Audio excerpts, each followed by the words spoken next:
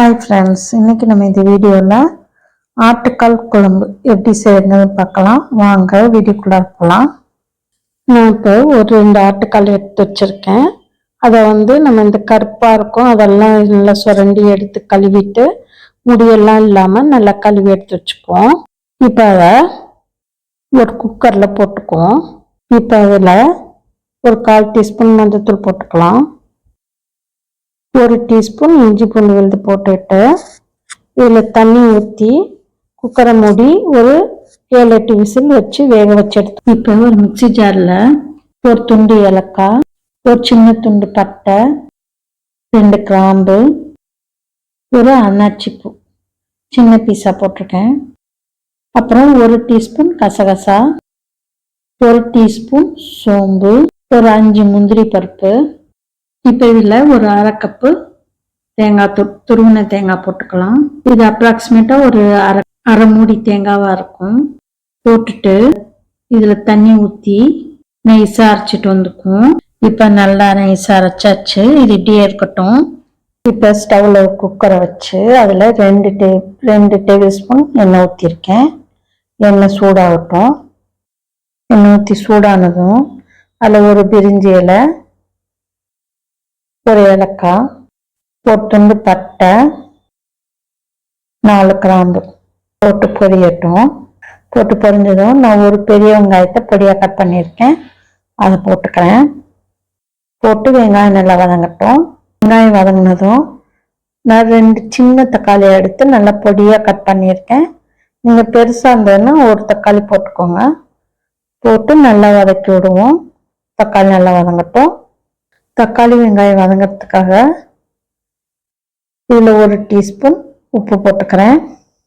போட்டு நல்லா மிக்ஸ் பண்ணி விடுங்க. அப்புறம் இதில் கொஞ்சம் கறிவேப்பிலை, கொஞ்சம் புதினா போட்டு நல்லா வதக்கிக்குவோம். இதில் 1 டேபிள் ஸ்பூன் இஞ்சி பூண்டு விழுது போட்டுக்கலாம். போட்டு இஞ்சி பூண்டோட பச்சை வாசனை போட்டோம். இஞ்சி பூண்டோட பச்சை வாசனை போனோன்னே நான் ஒரு 2 கால் எடுத்து நல்லா கழுவிட்டு வேக வச்சு வச்சிருக்கேன், அதை போட்டுக்கலாம். இது லைட்டாக போட்டு நல்லா கலந்துக்குவோம். அப்புறம் இதில் 1 டீஸ்பூன் தனியா பொடி, 2 டீஸ்பூன் மிளகாய்த்தூள், 1 டீஸ்பூன் உப்பு. ஏற்கனவே உப்பு போட்டிருக்கோம், அதனால 1 டீஸ்பூன் போட்டிருக்கேன். அப்புறம் 1/4 டீஸ்பூன் கரம் மசாலா தூள், 1/4 டீஸ்பூன் மஞ்சள்தூள். உப்பு காரம்லாம் உங்கள் டேஸ்ட்டுக்கு தகுந்த மாதிரி போட்டுக்கோங்க. அப்புறம் இதில் நம்ம அரைச்சி வச்ச இந்த தேங்காய் விழுது அந்த கிண்ணத்தில் கொஞ்சமாக தண்ணி ஊற்றி அலசி இதில் ஊற்றிக்கலாம். ஊற்றிட்டு நல்லா மிக்ஸ் பண்ணி விட்டுக்குவோம். ஊற்றிட்டு நான் 1 கப்பு தண்ணி ஊற்றிக்கிறேன். ஊற்றி நல்லா மிக்ஸ் பண்ணி விட்டுக்கோங்க. நல்லா மிக்ஸ் பண்ணி விட்டுட்டு குக்கரை மூடி இப்போ ஸ்டீம் வந்துருச்சு. அடுப்பை சிம்மில் வச்சுக்கிட்டு நம்ம ஒரு 10 நிமிஷம் வேக வைப்போம். இப்போ ஸ்டீம் போயிடுச்சு. திறந்து பார்ப்போம். இப்போ நல்லா கமகமான ஆட்டுக்கால் குழம்பு ரெடி ஆயிடுச்சு. நல்லா காலும் நல்லா வெந்திருக்கு. இன்னும் இப்போ ஸ்டவ் ஆன் பண்ணிட்டேன்.